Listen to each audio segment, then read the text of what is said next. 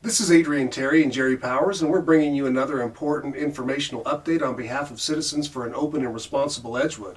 What we want to tell you about today is the election that's coming up in November of 2021 for the election of 5 new commissioners to create a new governing body for the town of Edgewood. This truly is an inaugural election. It's a new day in Edgewood. We have at various times cast it as our Independence Day from some of the misdeeds and mismanagement that we've seen in our local community over the last number of years, particularly since the Bassett administration started in 2016 and now continues in his absence through Mayor Pro Tem Abrams. But we are thankful for this opportunity to have a complete reset of this town and the governing body. The citizens of Edgewood voted overwhelmingly for the change to commission manager government, partially to stop the corruption, to stop all these misdeeds, and to have a new start. Because you can elect all 5 at the same time. Normally it rotates in and out 2 every couple of years. So this will be a brand new fresh start for Edgewood. We need one desperately given what's happened over the last 2 years. So yeah, I would encourage everybody to exercise your right to vote, because we've been refused time and again by Abrams and Hawley to listen to the people. Well, this is the last voice that you get, but it's effective. It will, if they won't listen to you while they're in office, then you can change them out at the next election. Now, we don't want to bore you with the past and all the procedure that it has taken for us to get to this point, but what is clear to highlight is that at every stage in the process, the town has been slow stepping and trying to not do what they're required to do.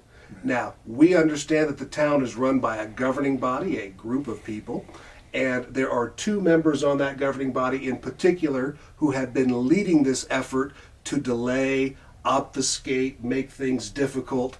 And as you noted, we've had to go to court on a number of occasions, and in each occasion, what has the outcome been? We've won on every single count because it was so obvious that they weren't following the law. And it was a foregone conclusion, but it's costing the town money, it's costing us money. It's a ridiculous thing that should never happen, to have an official be ordered time and time again to follow the law. Now here's the final matter on the table. You, as an Edgewood citizen, get to vote in this election. We encourage you to do so. We want your voice to be heard. The question presented and left for discussion is, will you get to vote for each of the 5 commissioners in their respective districts, or will you only get to vote for one, the person who resides in the district where you live? We believe that for this inaugural election, because this is a new start for Edgewood, that the local citizens should be able to vote for all 5 positions. Now, we're not alone in making that assertion. What have we heard from the public? It's been unanimous, literally. There hasn't been a single person. There are several hundred emails have come into the town council, into the attorney general, into the secretary of state. People feel so strongly about it, that they're sending them in by the hundreds. We've had the Legacy Church meeting with CORE where there were about 80 people in attendance that unanimously wanted the right to vote for all 5 commissioners. So it's a no-brainer. It's easy if you just listen to the people about what they want. Councilor Sherry Abraham has been attempting to get an election resolution passed that would solidify this issue to say that everybody gets to vote at large for all of the positions. For weeks and weeks and weeks, John Abrams, as the Mayor Pro Tem who runs these town meetings and controls the agenda, has said and I'm paraphrasing here, I'm neutral. I don't take a position, but I would like to know what the Attorney General's office has to say, or what the county clerk has to say, or what the Secretary of State has to say. And Councilor Audrey Jaramillo has repeatedly stated what we believe to be true, that this is an issue of local concern and a local decision to be made by the governing body.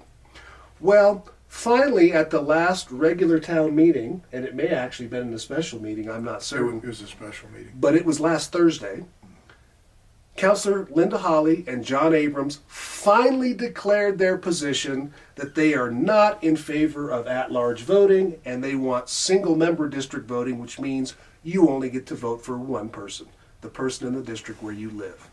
Now, we're not here to cast judgment on what decision they make or what scenario they think is best, but the fact that they didn't tell us for so long when they clearly knew where they stood, Jerry, to me, that's the same as lying. Yeah, they were trying to get an agency to tell them to do it the way they want to do it. No agency would tell them that, so they finally had to come to a vote. But the other thing, Adrian, is that it's the founders set this up so that the will of the collective wisdom of the majority of people, the common sense, would be expressed through their representatives. And that's not happening. We've got unanimously people saying it's best to vote for all five. Those two are saying, we don't think so, it's our opinion, we want it our way. And I've heard from the other side that there's a reason for that. The reason is they believe with all of everything that's been publicized and the massive turnout at the special election, that they don't stand a chance unless they can narrow it down to their neighborhood.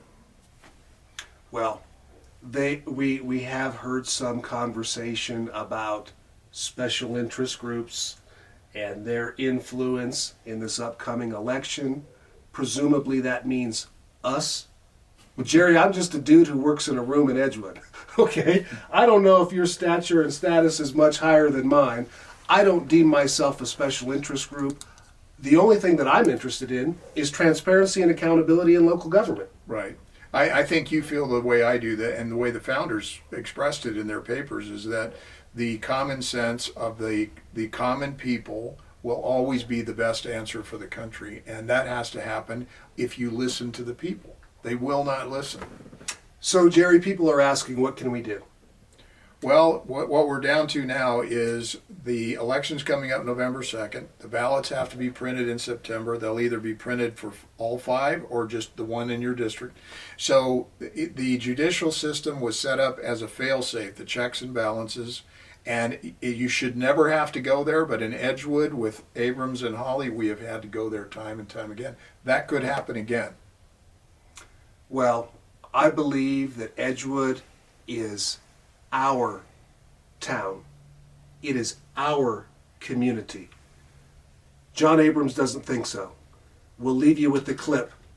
This is Adrian Terry and Jerry Powers, Citizens for an Open and Responsible Edgewood. Stay tuned. Keep watching. That's enough. Really? Gosh, you guys, it's nice, okay, having a humor out there. But this is our council meeting.